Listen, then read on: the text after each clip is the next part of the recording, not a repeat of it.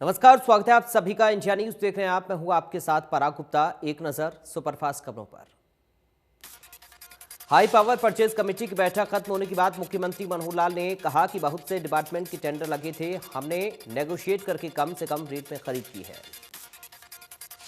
CM ने कहा कि कुल 23 आइटम की खरीद की गई, जिसकी कीमत 1000 करोड़ से ज्यादा है। इनमें मुख्य तौर से 5 लाख टैबलेट खरीदे हैं, जो कि 11वीं और 12वीं के बच्चों को दिए जाएंगे।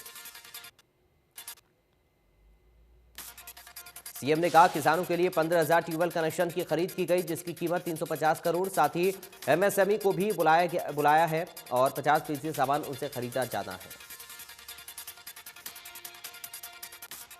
एचपीएससी भर्ती में गड़बड़ी पर रणदीप सुरजेवाला ने बयान दिया। उस पर सीएम ने कहा कि राजनीतिक तौर पर आलोचना की कोई सीमा नहीं, लेकिन आलोचना केवल आलोचना के लिए ना हो। सीएम ने कहा कि अपने समय में कांग्रेस किसी अधिकारी या कर्मचारी पर कार्रवाई नहीं करती थी। हमें अपने सिस्टम पर विश्वास है। विजिलेंस जांच कर रही है, जब उसके बस से बाहर होगा तब चीफ जस्टिस से कराएंगे। सीएम ने केजरीवाल के महिलाओं को 1000 रुपए देने की घोषणा पर कहा कि कोई भी घोषणा प्रदेश हित, राष्ट्र हित और समाज हित सभी का ध्यान रखकर करनी चाहिए। दिल्ली में इन्होंने बहुत घोषणाएं की हैं और लोग आज पछता रहे हैं। सीएम ने कहा कि राजनीति पर लाभ दिया जाता है, हम भी देते हैं, पर किसको कितना देना है और कैसे देना है, इसकी योजना सरकारी खजाने के अनुरूप बनानी चाहिए। 27 नवंबर को फिरोजपुर झिरका विधानसभा क्षेत्र के महू चौपड़ा में बीजेपी की विकास रैली होगी। विकास रैली में मुख्यमंत्री मनोहर लाल मुख्य अतिथि होंगे। इस दिन फिरोजपुर झिरका विधानसभा के लिए करोड़ों रुपए के विकास कार्यों की सौगात मिलने की उम्मीद है। बीजेपी ने इस रैली को कामयाब बनाने के लिए एड़ी चोटी का जोर लगाना शुरू कर दिया है। रैली का आयोजक पूर्व विधायक और फिरोजपुर झिरका से बीजेपी उम्मीदवार रहे नसीम अहमद को बनाया गया है। ये जानकारी पार्टी की मेवात प्रभारी समय सिंह भाटी ने दी। 9 दिसंबर को झज्जर में होने वाली रैली को लेकर न्योता देने दिग्विजय चौटाला गुरुग्राम पहुंचे। उन्होंने कहा रैली में लाखों की संख्या में लोग पहुंचेंगे। उन्होंने कहा कि इस रैली के माध्यम से दुष्यंत चौटाला हरियाणा के युवाओं के लिए बड़े ऐलान कर सकते हैं। उन्होंने कहा कि एमएसपी का मुद्दा एक दिन में हल होने वाला नहीं, इस पर कमेटी बननी चाहिए। 1 या 2 फसलों में समूचे राष्ट्र में एमएसपी मिलनी चाहिए। हरियाणा में एचएसएससी भर्ती घोटाला मामले में दिग्विजय चौटाला ने कहा कि अमूमन सरकार चले जाने के बाद घोटाले सामने आते हैं, लेकिन हमारी सरकार में कार्रवाई होती है।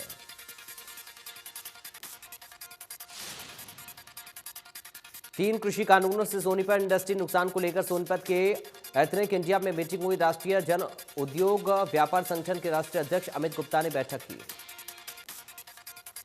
अमित गुप्ता ने कहा कि केंद्र और प्रदेश की सरकार से अगले 15 दिन में होगी मुलाकात। इंडस्ट्री की समस्याओं को लेकर सरकार के सामने राष्ट्रीय प्रतिनिधि व्यापार मंडल रखेगा अपनी बात। अमित गुप्ता ने कहा कि सरकार स्किल डेवलपमेंट कॉलेज खोले। हरियाणा में स्किल डेवलपमेंट नहीं मिल रहे हैं। 75% नौकरी आरक्षण से राष्ट्रीय एकता के स्वरूप को तोड़ने का प्रयास पूरा है।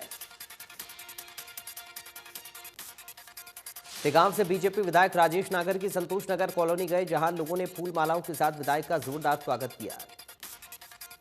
सम्मान समारोह में संतोष नगर की कॉलोनी के लोग मौजूद रहे। इस मौके पर लोगों ने विधायक को अपनी समस्याएं सुनाई। लोगों की समस्याएं सुनने के बाद विधायक ने कहा कोरोना के चलते विकास कार्य रुक गए थे, जिन्हें दोबारा शुरू किया जाएगा। एचपीएससी की डेंटल सर्जन भर्ती में फर्जीवाड़े में गिरफ्तार डिप्टी सेक्रेटरी अनिल नागर समेत तीनों आरोपियों को स्टेट विजिलेंस सेक्टर 4 स्थित हरियाणा पब्लिक सर्विस कमीशन के ऑफिस में ले जाया गया, जहां स्टेट विजिलेंस की टीम ने न सिर्फ ऑफिस की छानबीन की, बल्कि तीनों आरोपियों से पूछताछ भी की। इस मामले में देर रात तक जांच चलती रही। सूत्रों के मुताबिक आने वाले दिनों में एचपीएससी की कई भर्तियां रद्द हो सकती हैं। विजिलेंस की टीम ने आरोपी अनिल नागर के पर्स से 24 एचसीएस की लिस्ट बरामद की है। अनिल नागर और अश्विनी के व्हाट्सएप चैट से भी कई बड़े खुलासे हुए। विजिलेंस की टीम ओएमआर शीट भी ढूंढने की कोशिश कर रही है। बल्लभगढ़ के नगर निगम कार्यालय में अधिकारियों की लेट लतीफी देखने को मिल रही है। ऑफिस खुलने के बाद भी कुर्सियां खाली नजर आती हैं, जिसका इंडिया न्यूज हरियाणा ने रियलिटी चेक किया। रियलिटी चेक में कर्मचारी अपनी ड्यूटी के समय पर नहीं आ रहे हैं। कर्मचारियों का मिजाज रोजाना इसी तरह का रहता है। कर्मचारियों का ये मिजाज प्रशासन बदल नहीं पा रहा।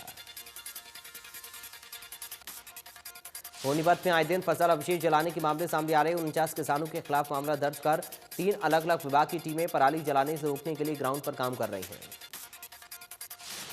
किसानों से तकरीबन 1,70,000 रुपए का जुर्माना वसूला गया। दरअसल पराली आगजनी की वजह से होने वाले प्रदूषण को कम करने के लिए एनजीटी ने प्रशासन को फसल अवशेष प्रबंधन पर विशेष रूप देने के निर्देश दिए थे। पराली जलाने से किसानों को रोकने के लिए कृषि विभाग ने ग्राम स्तर पर टीमों का गठन किया हुआ है। सोशल मीडिया पर भी नजर रखी जा रही है। बारडा में कांग्रेस ने बढ़ती महंगाई, बेरोजगारी, एमएसपी पर कानून और शहीद किसानों के परिजनों को आर्थिक मदद की मांग को लेकर प्रभात फेरी निकालकर जन जागरूकता अभियान चलाया। कांग्रेस जनों ने गांधी टोपी लगाकर और हाथ में राष्ट्रीय ध्वज के साथ पार्टी का झंडा लेकर बारडा के जूई रोड स्थित रेस्ट हाउस से लेकर गांव में फेरी लगाते हुए सतनाली रोड पर नेताजी सुभाष चंद्र बोस की प्रतिमा पर माल्यार्पण करके कार्यक्रम का समापन किया। इस दौरान क्रांतिकारी चौक पर स्वतंत्रता सेनानी महाशय मनशाराम और राजा महताब सिंह की प्रतिमा पर भी कांग्रेस नेताओं और कार्यकर्ताओं में फूल मालाएं डालकर उन्हें श्रद्धा सुमन अर्पित किए गए। प्रभात फेरी के बीच शहीदों के लिए ऐ मेरे वतन के लोगों जरा याद करो कुर्बानी का गाना बजाकर उन्हें श्रद्धांजलि दी गई। एलनाबाद उपचुनाव में बीजेपी, जेजेपी और हरोपा के संयुक्त उम्मीदवार रहे गोविंद कांडा ने एलनाबाद में धन्यवादी दौरा किया। गोविंद कांडा ने इस दौरान अपने कार्यालय का भी शुभारंभ किया। गोविंद कांडा ने कहा कि वो एलनाबाद की जनता के बीच रहकर उनकी समस्याओं का समाधान करवाएंगे। टोक्यो ओलंपिक और पैरा ओलंपिक में देश का झंडा गाड़ने वाले खिलाड़ियों के लिए हरियाणा सरकार ने बड़ी सौगात दी है। फरीदाबाद में दिव्यांग खिलाड़ियों के लिए पैरा स्पोर्ट्स सेंटर बनने जा रहा है। प्रदेश के मुख्यमंत्री मनोहर लाल की घोषणा के बाद स्पोर्ट्स भवन का निर्माण कराया जा रहा है। प्रदेश सरकार की तरफ से पैरा स्पोर्ट्स सेंटर भी बनाया जाएगा, जिसके बाद पैरा ओलंपिक खेलों के अभ्यास के लिए दिव्यांग खिलाड़ियों की परेशानियां खत्म हो जाएंगी। पैरा ओलंपिक खिलाड़ियों के लिए हरियाणा पैरा स्पोर्ट्स सेंटर बनाने वाला पहला प्रदेश होगा। नूह में करोड़ों की लागत से बने आधुनिक बस अड्डा को अब नया रूप मिलने जा रहा। बस अड्डे के आधुनिकीकरण और नवीनीकरण पर करोड़ों रुपए की राशि खर्च की जाएगी। बस अड्डे के निर्माण कार्य का जिम्मा हरियाणा पुलिस हाउसिंग कॉर्पोरेशन उठाएगी। आने वाले वक्त में बस अड्डा परिसर में यात्रियों और स्टाफ को कई बेहतरीन सेवाएं मिलने जा रही हैं। नूह के बस अड्डा भवन में उद्घाटन के बाद से ही पानी टपकने लग गया था। छत टपकने से भवन में रखे फर्नीचर, रिकॉर्ड का सामान खराब होने का खतरा मंडराता रहता है। परिवहन विभाग ने बस अड्डा के नवीनीकरण का फैसला लिया, जिसके लिए हरियाणा पुलिस हाउसिंग कॉर्पोरेशन ने काम भी शुरू कर दिया है।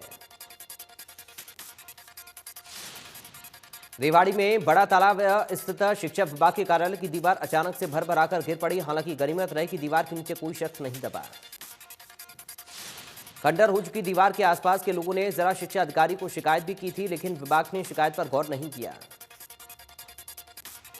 फरीदाबाद में स्कूलों को खोले जाने की मांग पर यूनाइटेड प्राइवेट स्कूल एसोसिएशन ने जिला उपायुक्त से मुलाकात की और उन्हें ज्ञापन सौंपा। स्कूल संचालकों का यह कहना है कि पहले ही कोरोना के चलते बच्चों की पढ़ाई प्रभावित हुई है। ऐसे में अब प्रदूषण भी कम हो गया है, तो उन्हें स्कूल खोलने की इजाजत दी जाए। महिला सुरक्षा की जागरूकता के लिए 15 नवंबर से शुरू हुई साइकिल रैली जागरूकता नारी शक्ति हमारी के तहत रोहतक पहुंची। इस रैली का रोहतक पहुंचकर जोरदार स्वागत हुआ। साइकिल रैली हरियाणा के प्रत्येक जिले में पहुंचकर महिलाओं को न केवल जागरूक कर रही, बल्कि बढ़ते प्रदूषण को नियंत्रण करने के लिए भी जागरूक किया जा रहा है। केंद्र सरकार के स्वच्छ भारत अभियान के तहत अंबाला शहर को 90वां स्थान मिलने पर विधायक असीम गोयल ने सफाई कर्मचारियों को सम्मानित किया। समारोह में निगम कमिश्नर और बीजेपी पार्षद भी शामिल हुए। मंच पर मौजूद नेताओं और अधिकारियों के साथ कर्मचारियों ने अंबाला को टॉप 20 में लाने का प्रण लिया। विधायक असीम गोयल ने कहा कि सफाई कर्मचारियों की मेहनत के बल पर ही अंबाला को कांस्य पदक मिला है। सम्मान मिलने पर सफाई कर्मचारी काफी खुश नजर आए। फरीदाबाद पुलिस और रैपिड एक्शन फोर्स ने दंगा नियंत्रण की प्रैक्टिस की है। इस दौरान विभाग से जुड़े अधिकारी भी मौजूद रहे।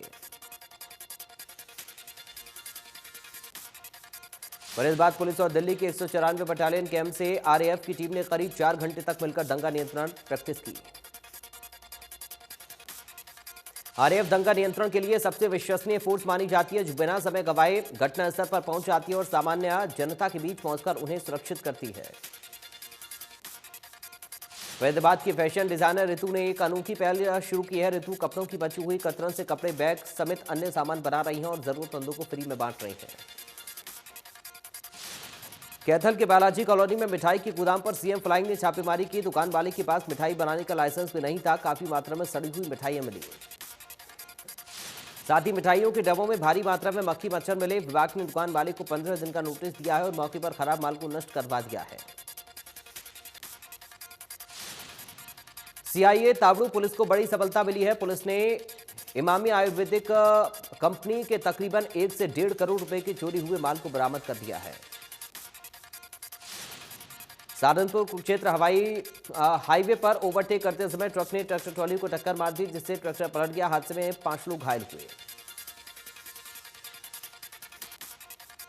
विधवा के विद्यानगर में आज भिवानी के विद्यानगर में आज एक व्यक्ति ने अपने साथियों के साथ मिलकर अपने ससुराल में ही हवाई फायर कर दिया। पति पत्नी के बीच मनमुटाव के चलते पति ने अपने ससुराल में हवाई फायर किया, जिसके बाद ससुराल पक्ष ने पुलिस में शिकायत दर्ज कराई। पलवल के कैंप थाना इलाके में एक शख्स पर कार में आए 2 लोगों ने फायरिंग कर दी। गनीमत रही कि गोली शख्स को नहीं लगी। इस मामले में पुलिस ने मामला दर्ज कर लिया। गहनता से आरोपी की तलाश शुरू कर दी है। जज्जर में शादी के 4 महीने बाद ही विवाहिता फांसी के फंदे पर लटकी मिली। परिजनों ने विवाहिता के ससुराल वालों पर दहेज हत्या का आरोप लगाया है। पुलिस ने शव को पोस्टमार्टम के बाद परिजनों को सौंप दिया। दर्ज मुकदमे के आधार पर मामले की जांच कर रही है। गुरुग्राम में 20 करोड़ रुपए की हाई प्रोफाइल चोरी मामले में एसटीएफ के सामने डॉक्टर ने कई बड़े खुलासे किए। फिलहाल मुख्य आरोपी डॉक्टर सचिंदर जैन नवल को जेल भेज दिया गया है। इस मामले में कुल 6 लोगों को एसटीएफ गिरफ्तार कर चुकी है, जिसमें 2 डॉक्टर भी शामिल हैं। एसटीएफ के मुताबिक ये दोनों डॉक्टर ही चोरी के मास्टरमाइंड हैं। पुलिस ने गिरफ्तार आरोपियों के पास से 1.90 करोड़ रुपए कैश, 1.25 करोड़ का 3 किलो सोना और 45 लाख की कीमत के यूएस डॉलर बरामद किए हैं। जज्जर जिले के गांव सलानी के खेतों में एक किसान का शव मिला। किसान की मौत कैसे हुई, इस बात का पता नहीं चल पाया है। पुलिस ने शव को पोस्टमार्टम के लिए अस्पताल भेजकर मामले की जांच शुरू कर दी है। झांसी के पुच्छी गांव में देर रात शादी में जयमाला के समय गोली लगने से दूल्हे के दोस्त की मौत हो गई। जयमाला की रस्म की खुशी में चलाई गई गोली मौत का कारण बन गई। बाद में डॉक्टर्स ने उसे मृत घोषित कर दिया। पुलिस ने शव को कब्जे में लेकर छानबीन शुरू कर दी है।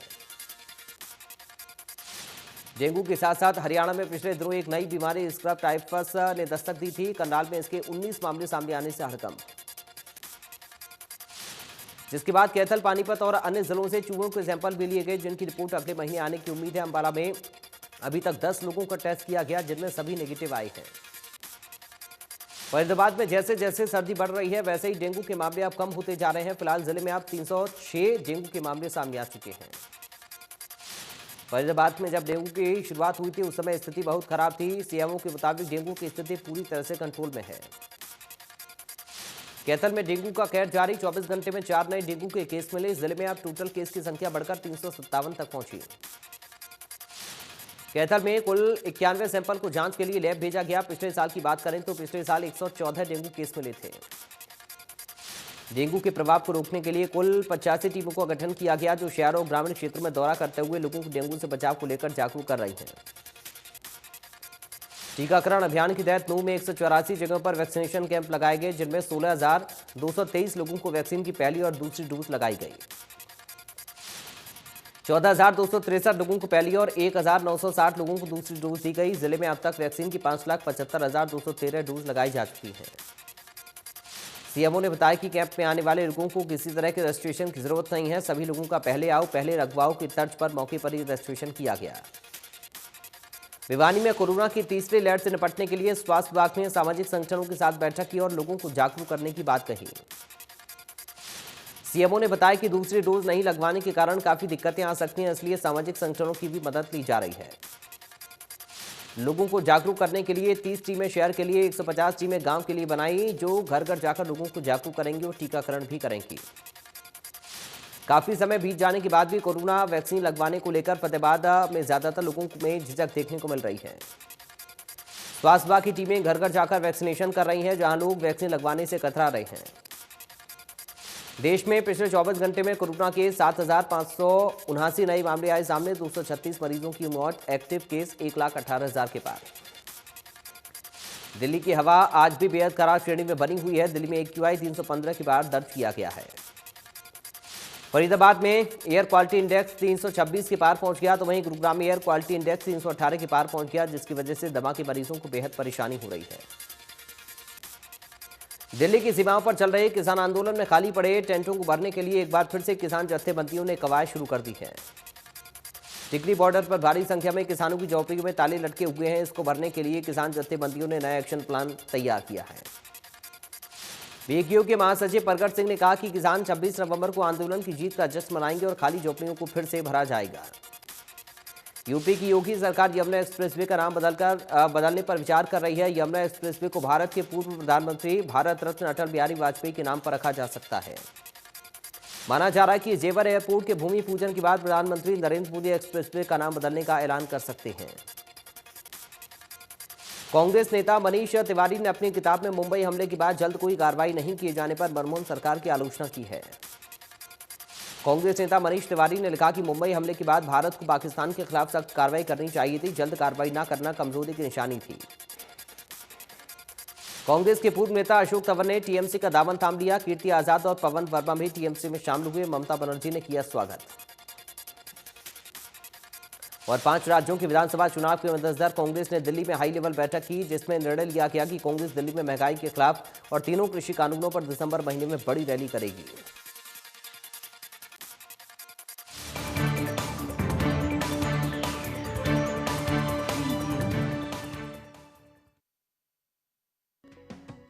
प्रेजेंटेड बाय 90 वर्षों से महिलाओं की नंबर 1 आयुर्वेदिक औषधि वेटॉनिक हेमपुष्पा।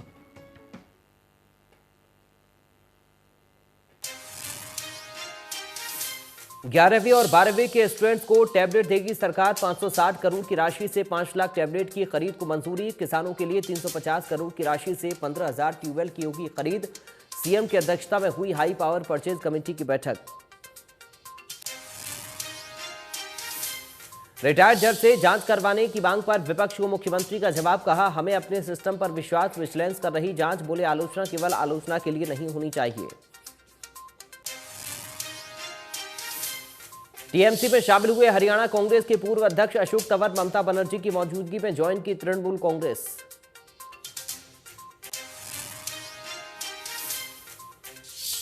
आंदोलन से प्रभावित इंडस्ट्री के लिए राहत पैकेज की मांग। सोनीपत में हुई व्यापार संगठनों की बैठक। रास्ते खुलने का भी उठा मुद्दा। मांगे पूरी न होने पर आंदोलन की चेतावनी।